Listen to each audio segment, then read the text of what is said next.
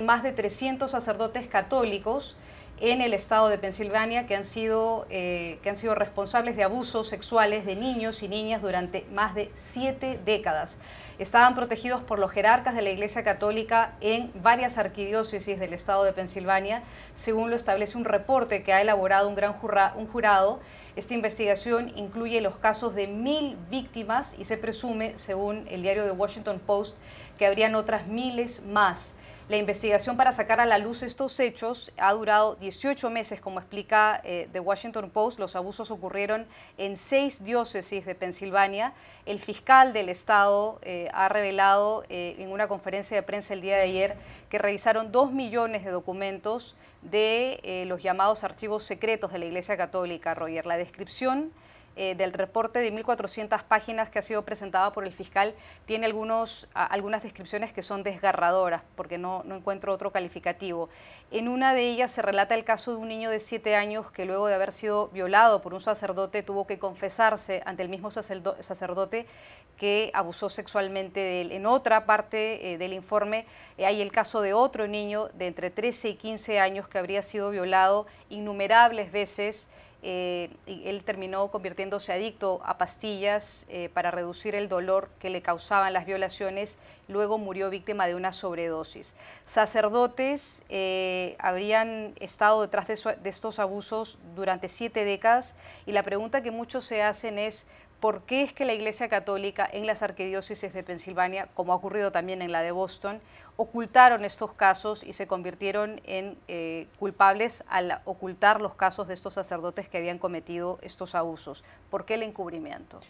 Mira, todo esto viene después de un periodo muy largo de descubrimientos. O sea, primero el famoso caso en Boston, donde el Boston Post descubrió, o sea, toda una operación de encubrimiento justamente de abusos de parte de sacerdotes, que fue sistemática y que, bueno, todo el mundo la conoce hoy día gracias a la película ganadora de varios Oscars, Spotlight, donde no solamente se encubría los hechos, sino que se castigaba aún más a la víctima, que era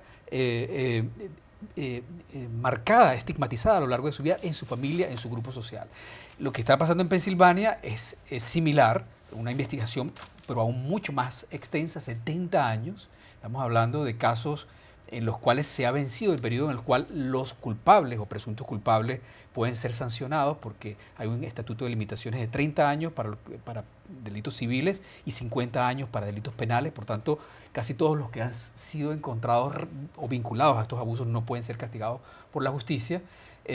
Incluso una de las víctimas, un anciano de 84 años que sale a hablar ahora, dice, bueno, relatar que bueno, él no espera que haya justicia, pero que por lo menos que haya información para que no se repita. Imagínense que esto se pueda producir una investigación similar a lo largo de todos los Estados Unidos, de todas las diócesis de Estados Unidos. O sea, el Papa ha tenido una actitud ambivalente en un principio, en el cual incluso protegía a los sacerdotes en Chile, donde hubo una situación similar, y ahora es un poco más abierto en el sentido de que hay que hacer una investigación. Pero esto es parte también de un momento, que es el momento, lo que llaman Me Too, Me también, o sea, donde hay un aumento en el empoderamiento, si se quiere, de las personas más débiles, que son confiando en las personas que supuestamente los van a proteger, sacerdotes, coach deportivos, maestros, están ahora saliendo a explicar cómo han sido abusados por instituciones en las cuales se suponía debíamos haber confiado, ¿no? De hecho, ayer renunció incluso en China el más alto representante de la iglesia budista, que fue también acusado de abuso sexuales y hostigamiento a otras mujeres. O sea, realmente es un problema muy grande de la sociedad, sin perdonar por ello al caso específico de la Iglesia Católica, ¿no?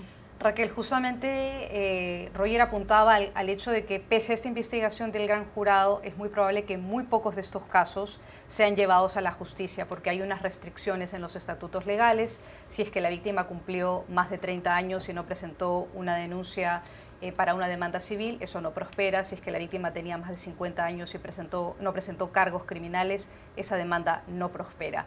¿Estamos frente a un caso de impunidad?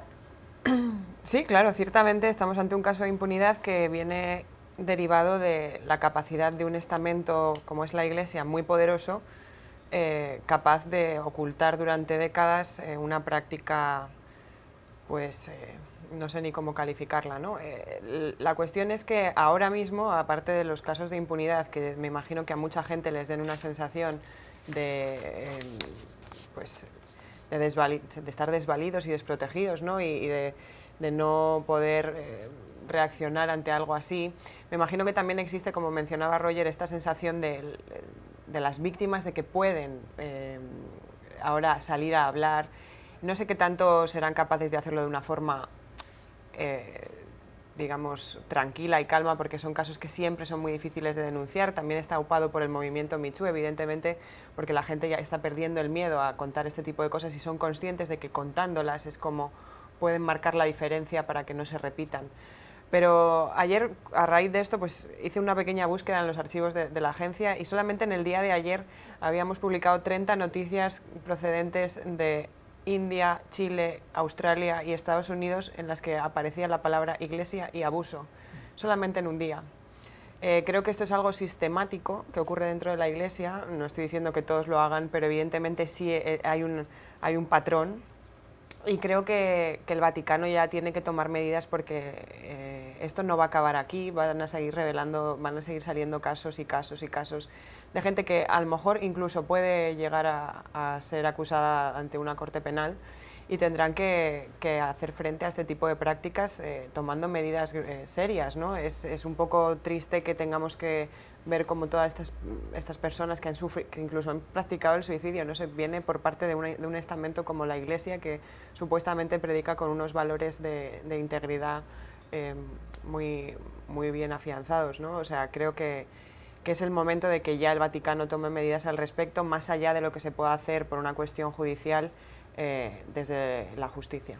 Juan Carlos, no hace mucho comentábamos aquí en esta misma mesa que el arzobispo emérito de Washington, Theodore McCarrick, había sido separado de la Iglesia Católica precisamente porque está acusado de violaciones sexuales que habría cometido cuando era sacerdote de New Jersey. Y ahora estamos frente a este nuevo caso que implica a 300 sacerdotes y más de 1000 víctimas. ¿Qué opina usted de esto?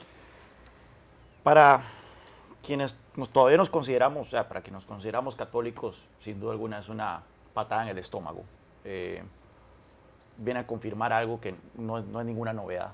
Lo único que viene a poner sobre la mesa es la manera en que esta abominación ha estado institucionalizada en la Iglesia Católica.